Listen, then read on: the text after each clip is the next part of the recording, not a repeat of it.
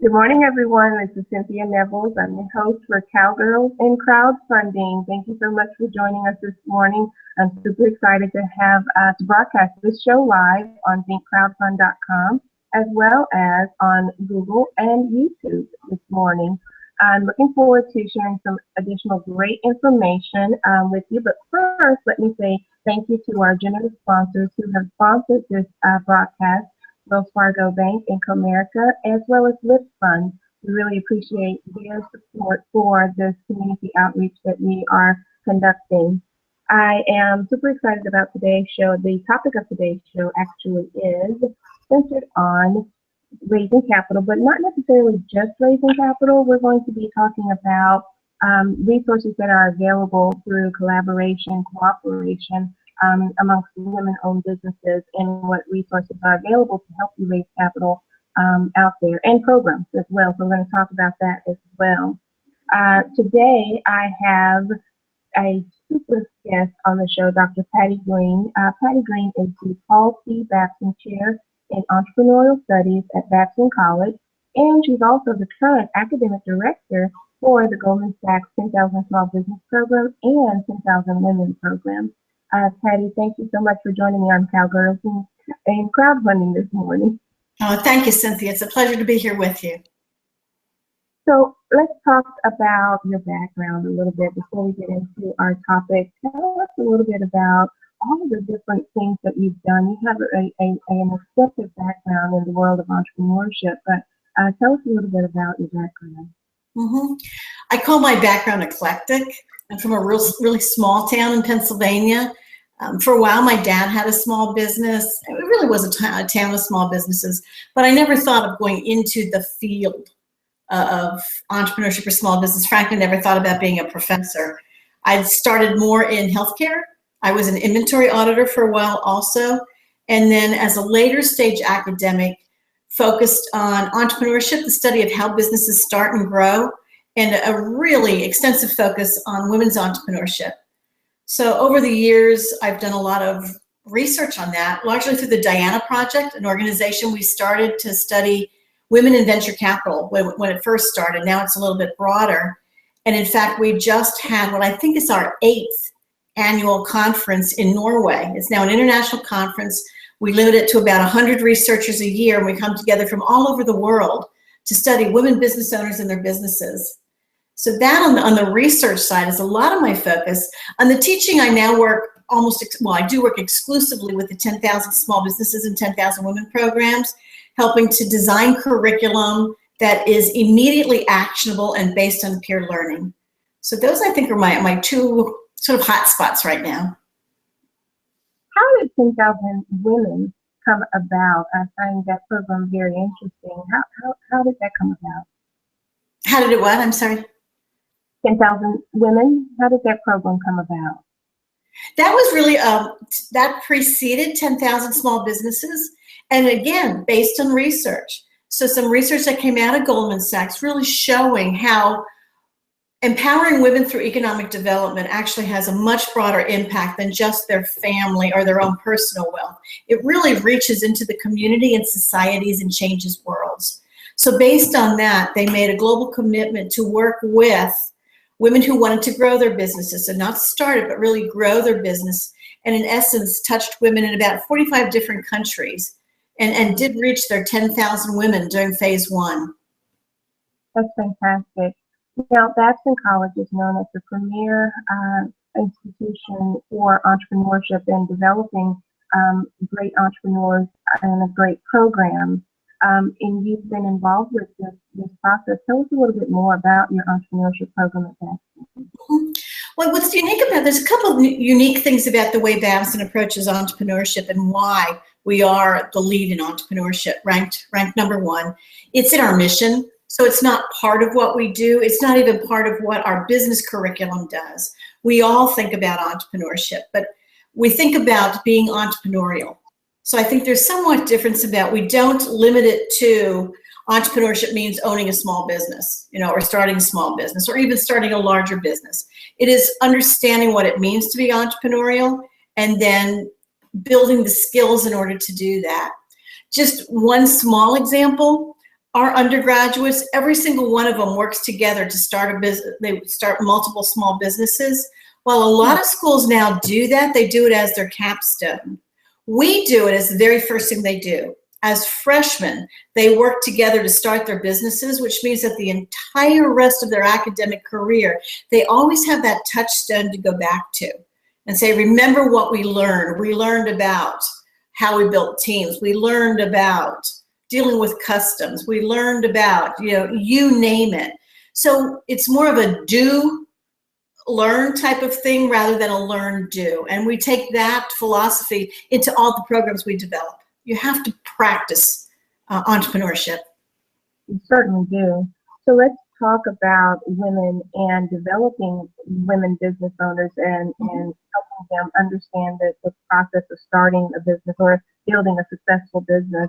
What have you found to be some of the challenges that women face when you're starting a business and deficiencies that they may have? Mm-hmm.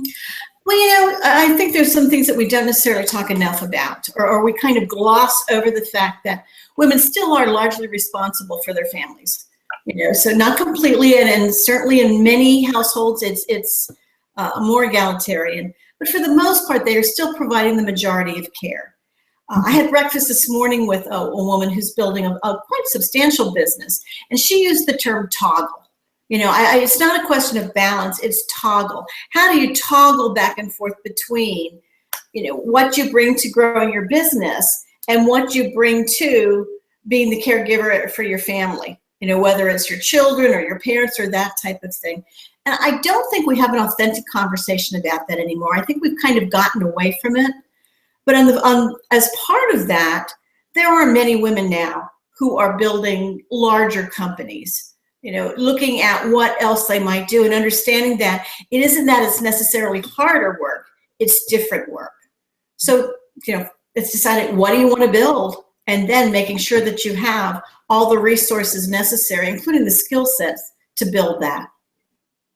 So what are the numbers looking like when it comes to women businesses or women-owned businesses or startups? Are there numbers that you can share with us as to how many businesses are owned or operated by women?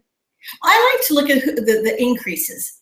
So right now, 36% of the businesses in the country are owned majority by women, so 51%.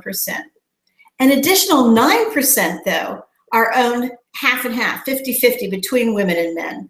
So if you put that together, it means 45% of all the businesses in the country are owned at least half by women. So I think that's a number to keep hold of. One of the other things, though, I think is interesting is the increases, like I said. And I go by the government data. It's slow to come out. So I can really only talk about what's the difference between 2007 and 2012. But the number of women-owned businesses increased by 27.5%. The number of businesses owned by men increased by 7.9%.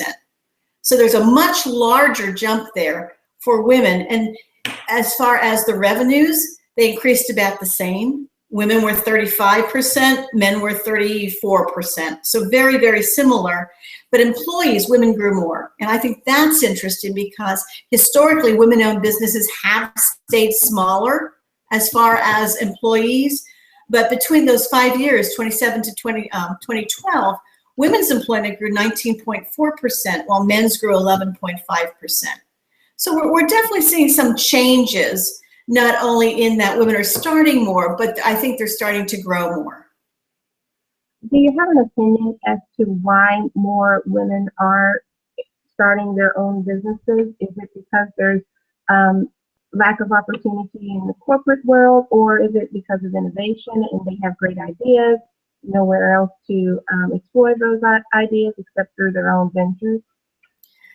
Some of all of that, probably. I mean, certainly in the workforce, we are seeing some increase in the number of older women, and some of that is glass ceiling, seeing that they're not going to get to accomplish what they want to accomplish in the corporate world, therefore stepping out and saying, I'd rather just do it myself.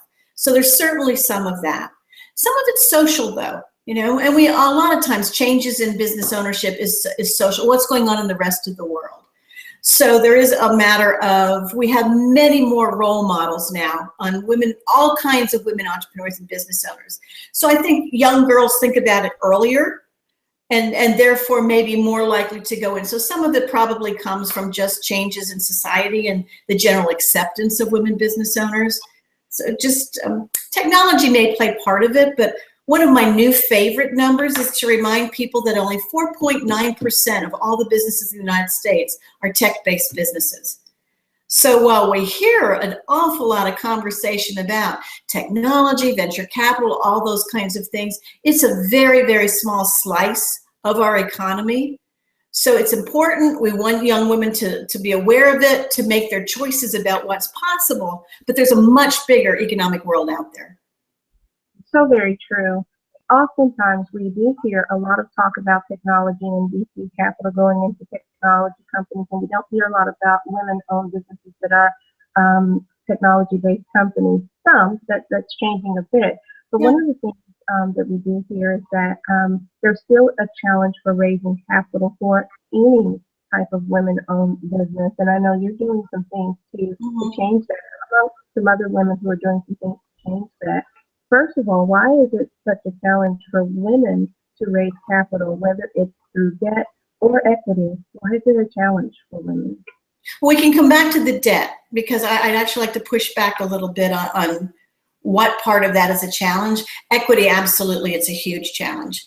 And remembering again that only a very small slice of businesses in the entire United States are relevant for equity capital, especially a formal venture capital. Like 5% of the businesses fit those criteria. But of those 5%, women are getting a very small slice of it.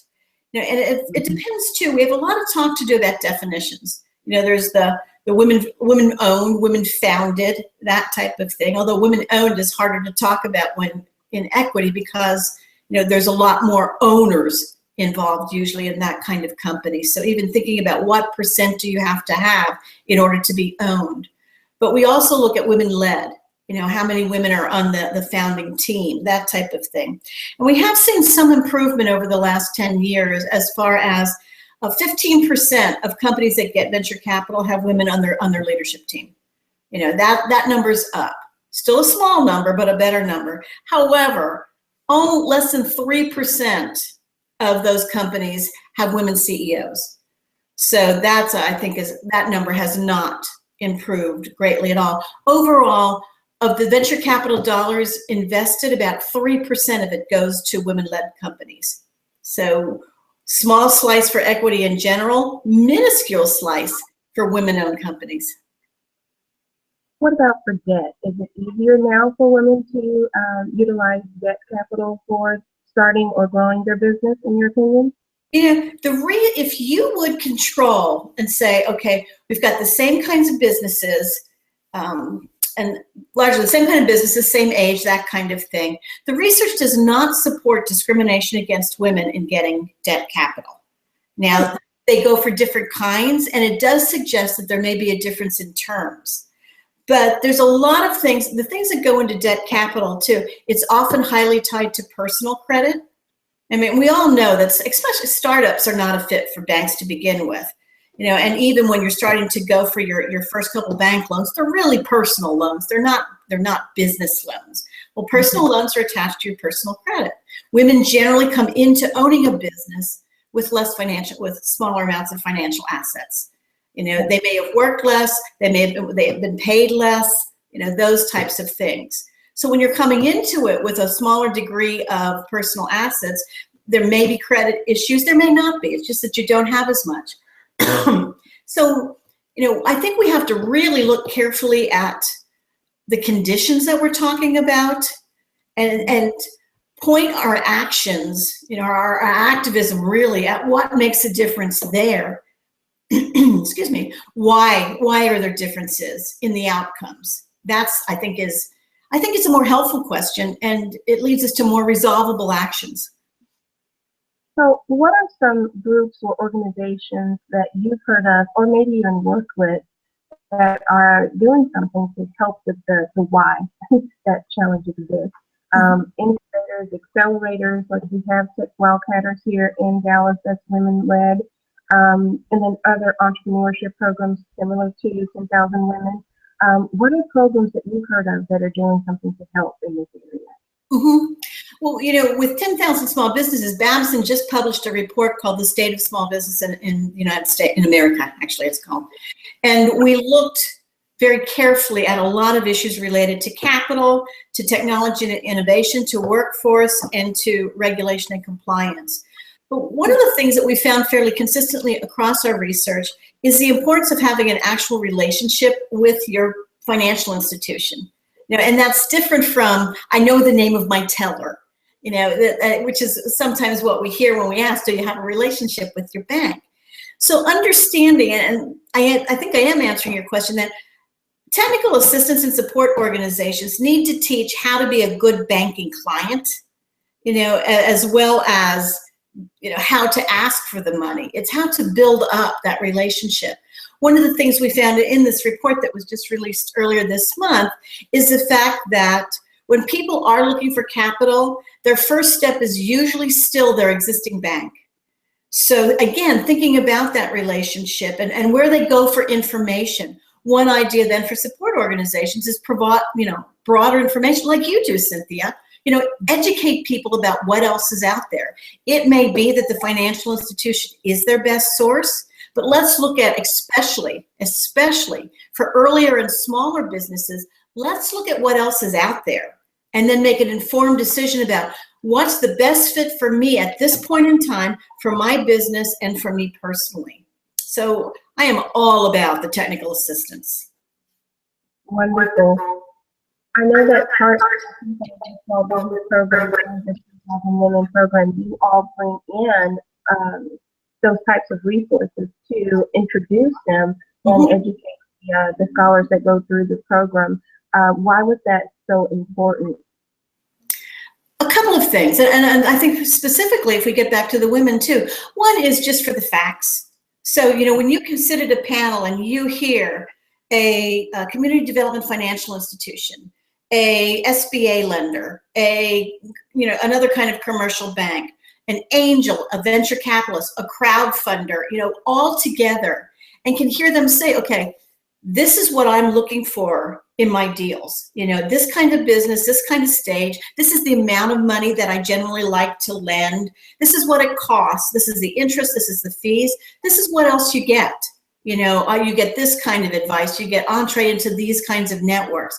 You can actually hear them talk about that. And then importantly, in a very comfortable, safe environment, go up afterwards. Introduce yourself, talk to them, practice your pitch. So you're not only getting the information, you're getting the network and you're building confidence. And for women, that confidence thing just keeps coming back over and over again about building your own confidence in yourself and your capabilities in order to grow your company.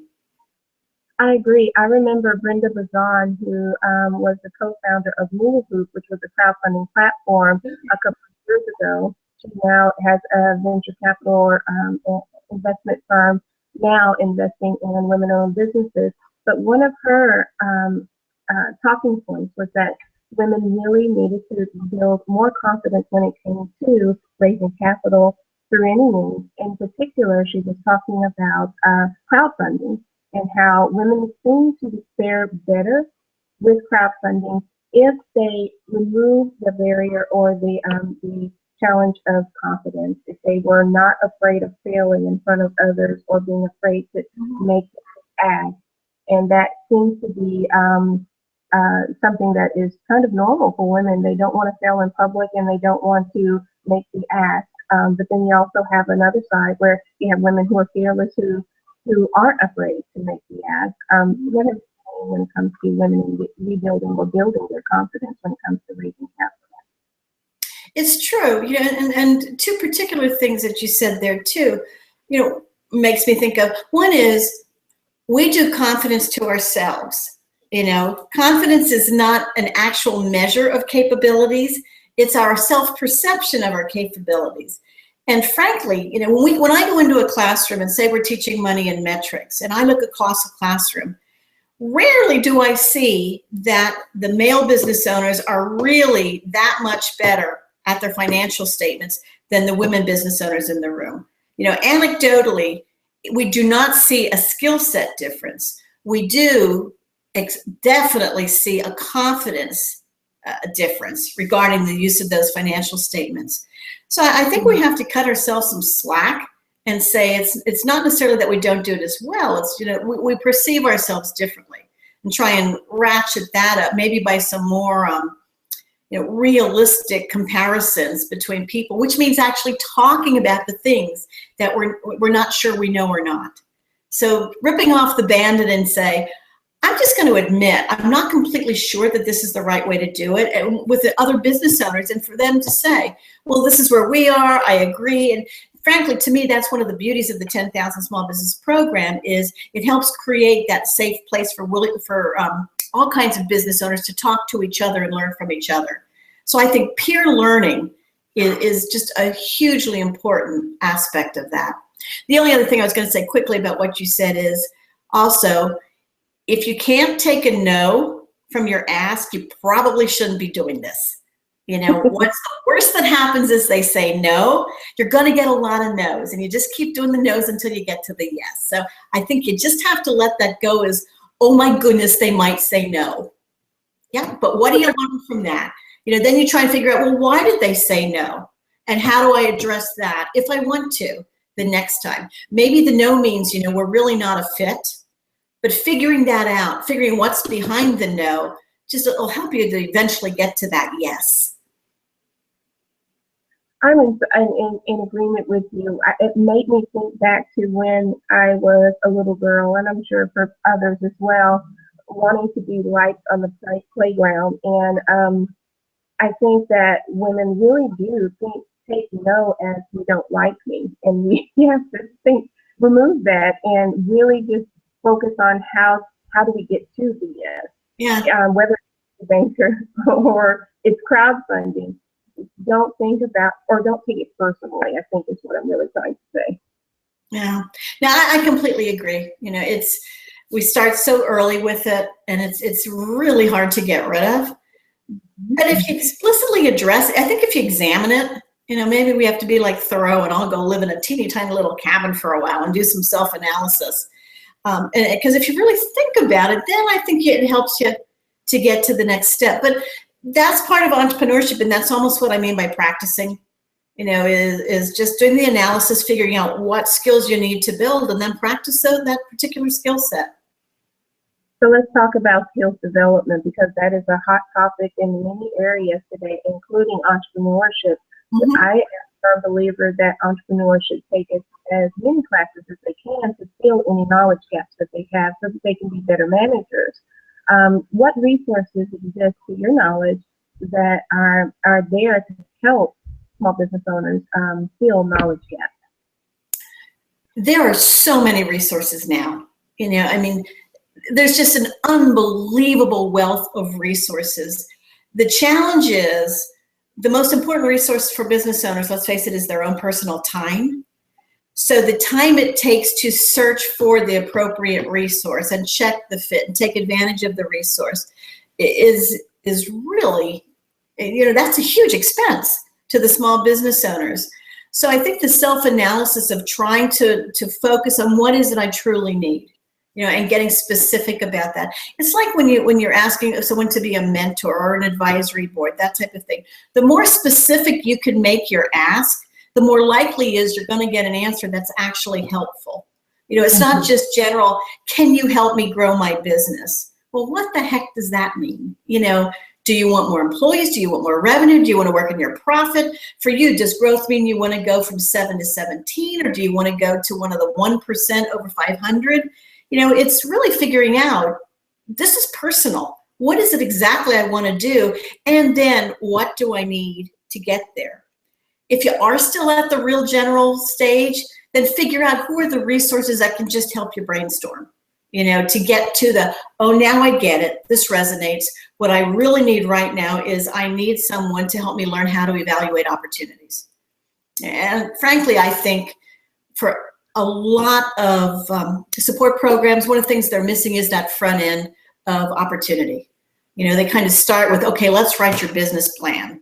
And in reality, let's take a step back and say, what's the opportunity you want to pursue? And let's test that first, rather than do this whole thing about one business plan for a business. How do you grow a business that is opportunity obsessed and has a process to be continually scanning for new opportunities and figuring out, do they fit into my business? Does it make me move my path? Or, how might I think about what this means? That's another thing I think we've done very uniquely in 10,000 Small Businesses. And it's why we see that 30 months after they've completed the program, 82% of them have grown revenues. And I think when you compare that to any kind of growth number, that's fairly astounding. And yes, I'm completely biased about it. So there are accelerators. You all have introduced, you all meaning the 10,000 Small Business Program. I'm not quite sure about the 10,000 women, but you've introduced an online version of this education that you offer to entrepreneurs or small businesses, small to mid-sized businesses. Mm-hmm. Why did you take your curriculum online? Well, we take it blended. So it's a combination of online and face-to-face. And quite simply, it was a scaling issue. So we were in 13 community colleges across the country that we would draw from, within a few hours of that. But it still meant we could only work with those sites. And rather than waiting till we had, one everywhere, we developed this blended model. So we have a national blended program that to date has drawn from all 50 states, Puerto Rico, and the District of Columbia. And what we do is, please go to 10ksbapply.com. You take a look there, you apply, it's the same kind of criteria. You have to be at least 2 years old, have 4 employees, 150,000 minimum revenues, and actually want to grow. So that's, there's criteria such as that, but they apply, and if they're accepted into the program, they have about 3 weeks of online work. But even that online work, some of it is synchronous. It's live, it's with a cohort so that you are working with other business owners from the very start. Some of it you'll do alone online, but they're from the very beginning, we really believe in that peer connection. So you do about 3 weeks online, then you all come to Babson for 4 days, basically live and work together for 4 days. You go back to your own places, and again, this combination of interactive but self-driven online work, and then you come back again to Babson for 4 days to finish it up. It is almost exactly the same curriculum as the pure face-to-face sites, but it's adjusted as far as this part we think we can actually do even better online. This part we really think has to be face-to-face. So it's given sometimes in slightly different times and ways, but it is the same curriculum. And we're really pleased with the way that that's rolling out as well. That's good. So in your opinion, really quickly here, do you think that women business owners can truly be successful if they learn how to collaborate and partner with others and work in a peer-to-peer learning environment to fill some of their knowledge gaps? Does this work, is my question. Well, we know they do. I mean, we're a data-driven program, but data-driven in that it's continuous improvement. When we get the data, like any business should, we look at our dashboards, we know what metrics are important. When we see what our numbers are, we feed it back into the program. We know from our data that the businesses that report that they're collaborating with other businesses more often report growing, and they report growing more. So very strongly, it's moving away from this individual, I can't tell anybody what I'm doing because it's a secret. And, I don't want them to know what I don't know because that's a secret. Getting rid of that secrecy is like ripping the Band-Aid off and promoting growth. The growth of healthy skin, or if we want to keep going down that kind of gory metaphor. But, it's really understanding that it's very few completely unique ideas. It really is about execution. So you can be in the room. Sometimes we have competitors in the room. And the first day, they're very concerned about, see that over there? She's one of my competitors in town. Almost always, not always, but almost always by the end of the program, they are doing something together. They are pursuing a larger contract together, or they are realizing that, you really take that slice of the market more than I do. I take this slice. Or if they're, in a position where they can't get something done, partner with each other that way. So I think it's letting go of some of these old damaging stereotypes of what business is supposed to be. And that's where women really should be strong. You know, I'm always intrigued. Again, you know me, research, Cynthia, the research shows that companies that are started by more than one person are more likely to grow. You know, it just makes common sense. There's more resources, there's more, you know more people, you know more stuff, all that type of thing. And yet women are less likely to start with partners. You know, that's when I have no answers on that, but I think it's really something we need to be talking more about. I agree with that. It's fascinating. Let's go information to share, but how can people get in touch with you or find out more about the 10,000 Women or 10,000 Small Business Program or other research that you've done? Sure. Well, the Babson website, you know, all our research is on the Babson website. You know, the reports that I've really worked on over the last few years, there's a Diana report on venture capital. There's the Global Entrepreneurial Monitor report on women in, you know, global countries all over the world and what they're doing. There's the 10,000 Women report on that particular program. There's all our latest reports on the 10,000 small businesses, including this latest State of Small Business report that I mentioned. So those are all on both the Babson website. For the 10,000 small businesses and 10,000 women, they're also on the Goldman Sachs Foundation website. So that can all be found there, including information about the program. And also, I was serious, there is the 10ksbapply.com website that would lead you to all kinds of information if you think the program might be a fit for you. Remembering, it's not startup or turnaround, it's a growth program. Excellent, wonderful, Patty. This has been some phenomenal information. I really appreciate you sharing your time with me this morning to share this information with the viewers. Again, this video is going to be available on archive on YouTube soon after this broadcast ends, but I'm really grateful that you took the time out to share this information. I did forget, me personally, real easy, and I never mind, it's just my last name, Greene, Greene, at babson.edu. I'm always happy to hear from people and to hear what they're doing, because I always learn from their questions as well. Fantastic. Thank you for sharing that. I appreciate that. Sure. Hold on for a moment. I just want to say thank you so much for watching, and thank you to our donors for supporting this crowdfunding education webinar. We thank Wells Fargo Bank of America as well as this fund for their support and continued support for crowdfunding education.